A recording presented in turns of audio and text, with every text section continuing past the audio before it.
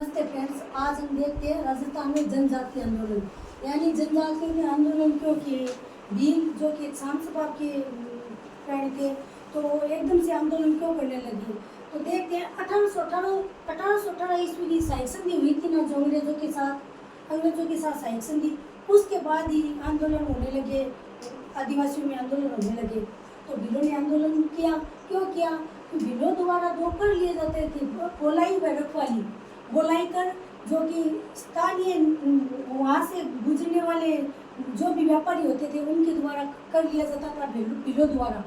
उस गोलाई कर वो अंग्रेजों ने बंद करवा दिया। और रखवाली कर यानी एक तरीके से भील गाइड का सा काम करते थे, यानी रखवाली करते थे उस क्षेत्र की, तो वो कर लिया जाता था।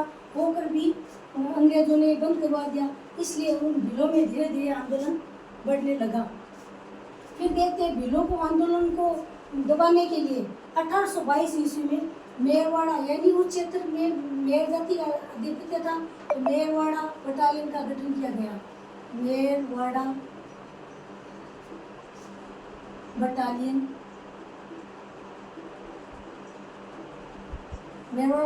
का गठन किया गया। और मेरवाड़ा बटालियन का गठन किया गया और मेरवाड़ा बटालियन का मुख्यालय ब्यावर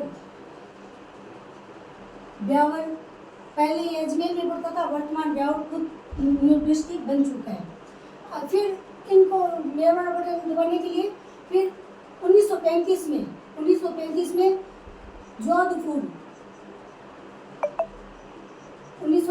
जोधपुर लीजियन की स्थापना की गई। जोधपुर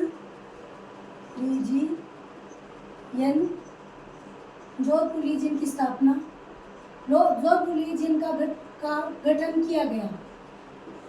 हम देखते हैं 1857 की क्रांति में 15-32 नेगेटिव इन्फैक्ट्री में जिन सैनिकों को भेजा गया था वो भी जोधपुर लीजियन के सैनिक थे।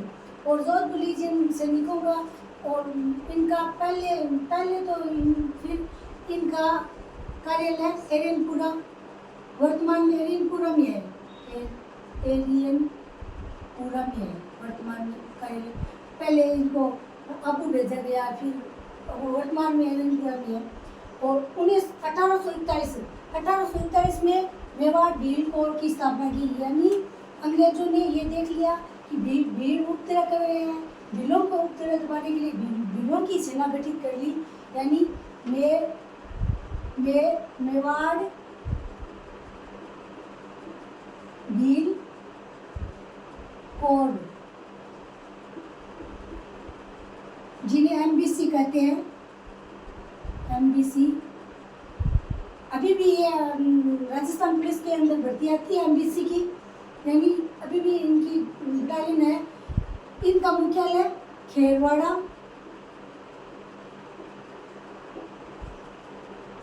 उदयपुर रखा गया। फिर आगे देखते हैं 1883 ईस्वी में संघ सभा की स्थापना की गोविंद गिरी ने। संघ सभा की स्थापना गोविंद गिरी ने की। 1903 से 300 लगाकर 1913 मानगढ़ में अधिवेशन, हर साल मानगढ़ में अधिवेशन रखा गया। और 1913 को 17 नवंबर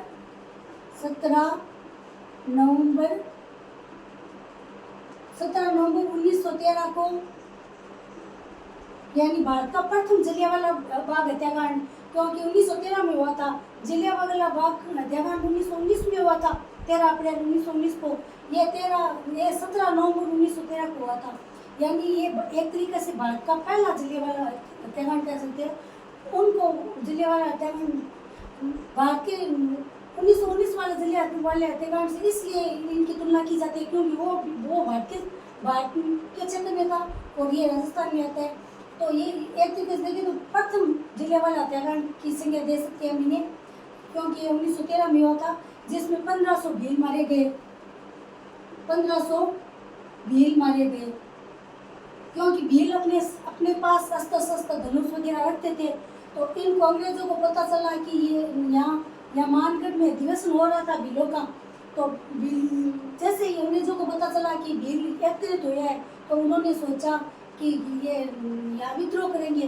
तो उनके 17 नवंबर 1913 को वहाँ गोलियाँ चला दी गई। इसलिए इसे कहा जाता है जलियांवाला बाग हत्याकांड। गांधी जी ने भी इसकी आलोचना की है इस हत्याकांड की। अब देखते हैं मीणाओं में जन आंदोलन भी हुआ। तो मीणाओं के लिए ये भारत सरकार द्वारा एक लाया गया 1924 में। फिर 1930 में जराइम पेशा कानून, जराइम पेशा एक्ट बोल दो, चाहे इंग्लिश में, या कानून बोल दो, जराइम पेशा कानून। यानी जो भी 12 वर्ष से ऊपर मीणा थे उनको जाके थाने में जाके वहाँ उनको हाजिरी लगानी पड़ती थी। तो देखो ये अपना काम करे या वहाँ घूमते फिरे। तो मीणाओं में आक्रोश फैल गया और 1933 में मीणा की सभा हुई और जराइम कानून पेशा एक्ट है 1952 में पूर्ण रूप से भारत स्वतंत्रता होने के बाद पूर्ण रूप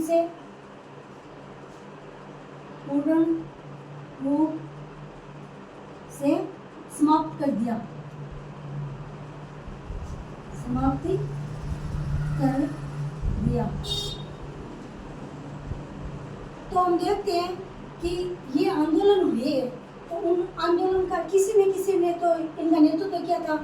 तो 1826 में बिलो में जो आंदोलन हुआ प्रथम नेतृत्व करता दौलत सिंह को कहा जाता है 1826 में। फिर गोविंद गिरी आते हैं और गोविंद गिरी ने इनकी नेतृत्व संभाला और गोविंद अब आगे इसको मिटा देते हैं,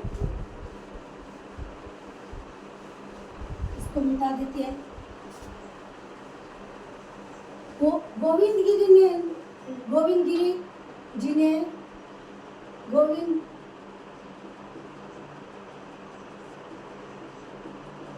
गिरी जिनका जन्म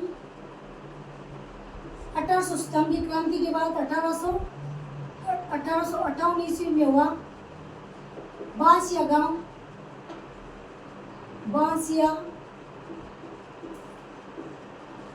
गांव डूंगरपुर, जो कि डूंगरपुर में पड़ता है। और गोविंद गिरी ना बंजारा जाति के थे, भील नहीं थे। इन भीलों का आंदोलन संभाला, इसके भील नहीं हो सकते। ये बंजारा परिवार के थे, बंजारा, इनकी जात बंजारा थी। और गोविंद गिरी ने भक्त आंदोलन यानी धूणे पे रहते थे तो इन भक्तों को यानी गोविंद गिरी ने भक्त आंदोलन चलाया। यानी भक्त आंदोलन किसने चलाया? तो भक्त आंदोलन गोविंद गिरी ने चलाया, भक्त आंदोलन गोविंद गिरी। और 1883 ईस्वी में संप सभा की स्थापना की।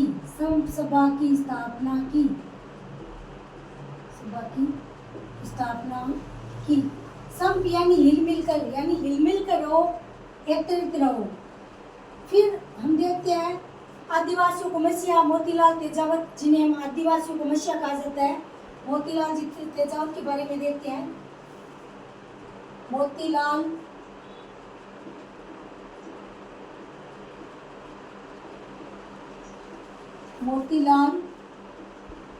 तेजावत, जिन्हें हम आदिवासियों का मसीहा कहते हैं। मोतीलाल तेजावत, जिन्हें आदिवासियों का मसीहा कहते हैं। आदिवासियों का मसीहा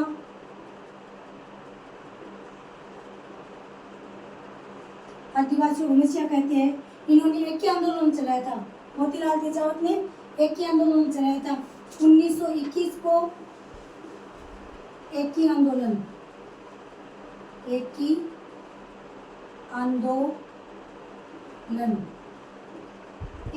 में क्या था कि 21 सूत्री मांग रखी, यानी 21 मांगे थी इनकी। 21 सूत्री मांग रखी। यानी जो 21 प्रकार के कर थे उन कर को माफ करने के लिए इन्होंने पिछोला झील के किनारे 21 सूत्री मांग रखी। फिर अब आगे देखते हैं। तो आज हमने ये इतनी देख ली है दोनों का। तो अब देखते हैं, फिर रिवाइज करते हैं। 1822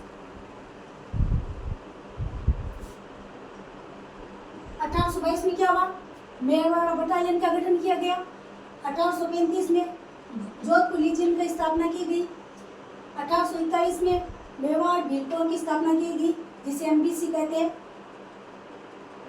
इसका मुख्यालय खेरवाड़ा उदयपुर में लगा। संत सभा की स्थापना की गई 1883 ईस्वी में।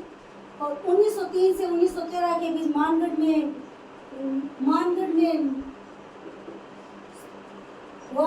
तो 17 नवंबर 1913 को मानगढ़ हत्याकांड हुआ, जिसमें 1500 से अधिक भील मारे गए। और 1924 में भारत सरकार द्वारा मीणों पे कुछ कर लगाया गया। तो जराइम पेशा कानून के तहत, तो फिर जराइम पेशा कानून आया 1930 में। जराइम पेशा कानून में मीणों पे लगाया गया। यानी कि 12 साल से जो भी मीणा के थे उनको जाके हाजिरी लगानी पड़ती थी। यानी एक तरीके से इनको चोर बना दिया गया जराइम पेशा कानून के तहत। 1933 में मीणाओं की सभा हुई और 1952 में जराइम पेशा कानून को समाप्त कर दिया गया भारत आज़ाद होने के बाद। तो जय हिंद दोस्तों, ये थी हमारी क्लास। कैसी लगी बताना जरूर, कमेंट में जरूर बताना। आगे कौन सी क्लास लेके आए ये भी बताना। लाइक और शेयर कीजिएगा। नमस्ते दोस्तों, जय हिंद।